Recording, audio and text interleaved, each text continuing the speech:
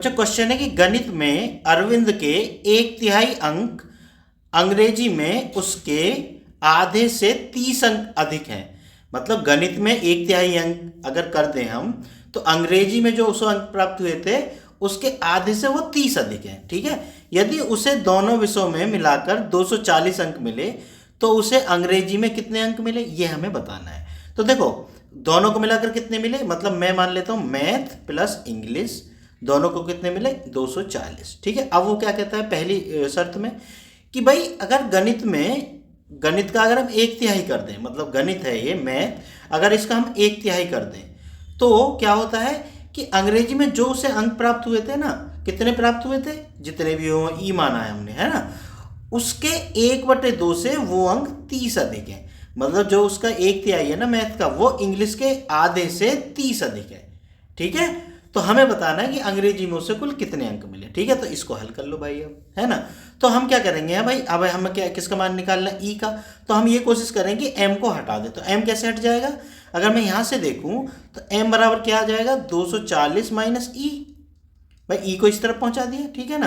तो हम क्या करते हैं इस एम की जगह क्या रख दो तुम 240 माइनस ई, ठीक है ना, 240 माइनस ई ये हमने रख दिया और इसमें गुना कितने की है 1/3 की बराबर। अब देखो यहाँ ये है E/2, मतलब एक तरीके से E/2 ही है, इसके नीचे एक है, ऐसा करते हैं इनको जोड़ लेते हैं, 2 आ गया, ये तो भाई E रहा क्योंकि इसके नीचे तो 2 है, प्लस इसके नीचे एक है, हमने यहाँ 2 लिख दिया, तो 1 दूनी 2, 2 की 30 में गुणा कर दी तो 60।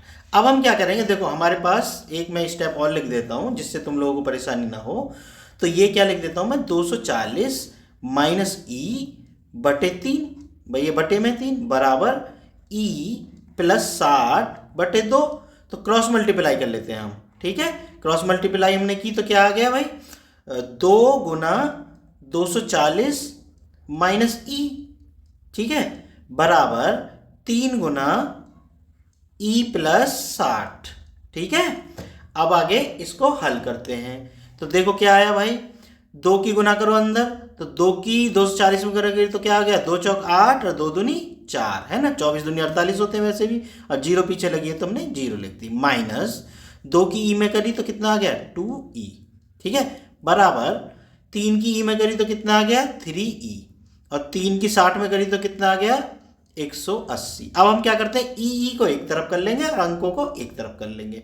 तो ई को हमने एक तरफ कर लिया भाई, इधर पहुंचा दिया, और 180 को हमने क्या किया इधर पहुंचा दिया। ठीक है, तो ये बराबर क्या हो गया भाई, ई को हमने एक तरफ किया तो कितना आ गया 3e प्लस 2e बराबर 480, और उसमें से क्या हो जाएगा माइनस 180। ठीक है, तो ये कितना हो गया 5e बराबर हो गया हमारा भाई 0 में 0, 8 में से 8 गए 0, 4 में से 1 गया 3, तो E बराबर आ जाएगा भाई हमारा, देखो 5 इधर गुना में इधर जाके भाग में 5 5 30 और 0 1 बची ना जाने की 0, तो E बराबर हमारा गया 60। मतलब उसे इंग्लिश में कितने अंक मिले हैं 60, 60 कहीं ऑप्शन में है ये रहा।